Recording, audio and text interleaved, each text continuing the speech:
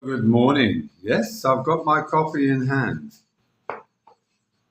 Well, my thought for the day, whew, he said, my thought for the day is about your Filipina. They love to talk about trust and respect and all of these things, but I just wonder, do you feel that maybe they're not telling you the whole truth and nothing but?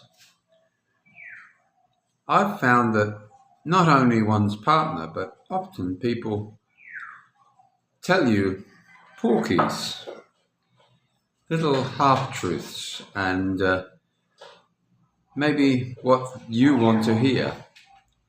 Therefore, when you're seeking out information from them, you really only get half of the story. Now, that can be very frustrating for us who've been brought up to be straight talkers. We want to know something, want to get to the bottom of it, let's sort it out, let's resolve the issue. If you're only told part of the story, you only get part of an answer back from us. In other words, we can only assess a problem if we've got a certain amount of information. And the more information we have, the easier it is for us to judge or construct a reasonable approach to fixing a problem. But many Filipinos, of course, have the big picture. They're into it for the big picture. Some for good reasons, looking for a lifelong partner, well, at least until you croak it. And they're only too happy to be a part of that journey with you. But then, of course, you also have the other ones that will promise the world, promise every conceivable thing that you would want to hear. And of course, if you've got any common sense, you'll realize that that's just BS. And it's just an ability to be like a chameleon, to adapt to the environment that she finds herself in at this moment. You know, would you like to go here? Would you like to go there? Well, wouldn't you want to go there if somebody asked you to go to Boracay or Bohol for a short visit? Would you not want to fly to Singapore or Hong Kong or America? Of course they'll say yes. Now, will they be planning it? Who knows?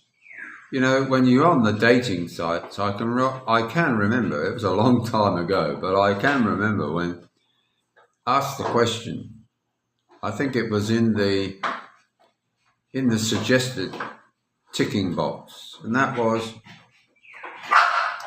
do you want your lady to travel with you? Is it somebody you want that lives in the Philippines that has no wish to travel?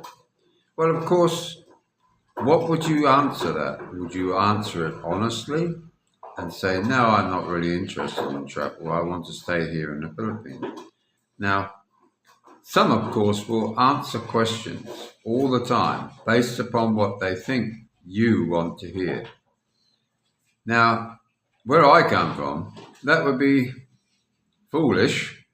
And secondly, I would tend to, after a period of time, tend to think that that's maybe being a bit shallow, because it's much better to just say what you really feel, not to hide the real thoughts. When you get to know somebody, or you're attempting to get to know someone, it's always best to be honest.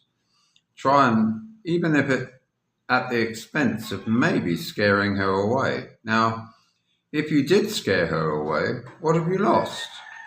You've used your own method of sifting through all of the things that you're looking for, maybe things that you didn't even know you were looking for.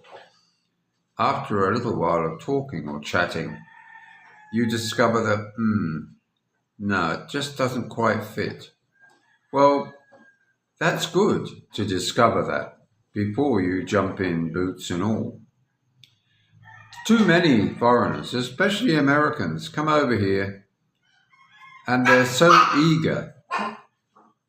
Oi! I'm doing a video, guys. My Shih Tzus speak English.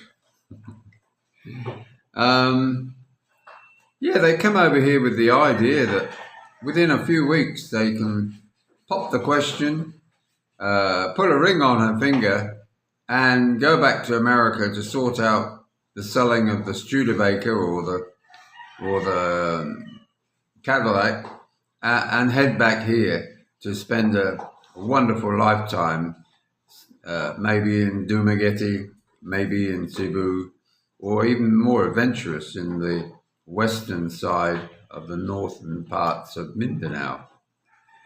Well, of course, those that have been here for a while will know that that hasn't got a very good chance of survival. The other mistake they do make, and that is taking the chance with their daughter. I say their daughter, meaning a woman, a girl who's barely a woman, choosing her as a partner. Now, come on, guys. Do you really want to take your granddaughter around with you to the mall? If it's Christmas time, fine. But every day, shopping, buying this, buying that, getting this, getting that. That's all they're there for. They're there to happily relieve you of your money. And sure, there are some cases that you see on YouTube here, and they're still with them, but for how long? We see that, what's his name? Sick Grandpa had his channel taken down. I wonder why. Some people just have an unrealistic understanding of the Philippines. They think it's a playground, a dating center of the universe, a place to find a beautiful woman. Yes, it is. It's probably all of those things. But what we tend to come here for, those that want to retire here, is that we want to come here to find a really decent, caring woman. Someone who we can spend the evenings with your feet up on a chair maybe, or sitting out on the veranda or the porch, watching the sunset go down, talking about the price of fish. Yeah, sure. But meaning that we just spend quality time with a quality woman, someone who is willing to jump up at any moment to go and buy or pick you up a coffee or a drink.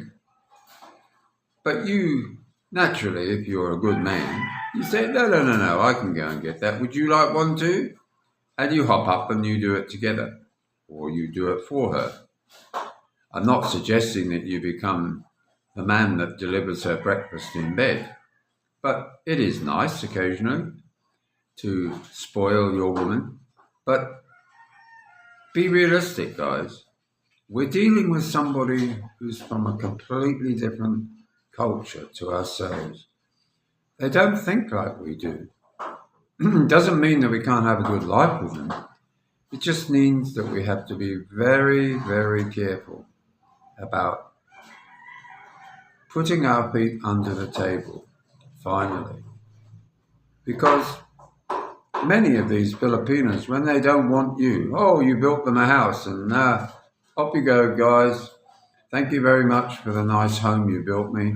I don't care that I've just robbed you of all of your life savings. That's okay. Smile on the face.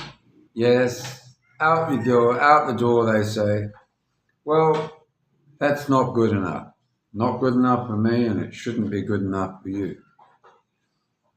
That's probably why so many of you say, don't build a home. Don't do this. Don't do that. But how can you have a good relationship if you don't have some faith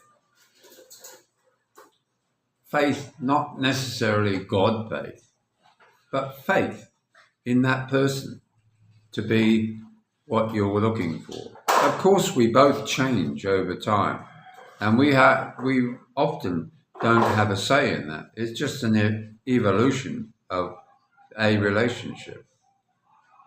And at the end of I don't want to ramble on, and I feel I am a little bit now, but it is just so important that you find that right one. Don't be in such a rush to hitch up. You know, you've often heard of rebound relationships, rebound girlfriends.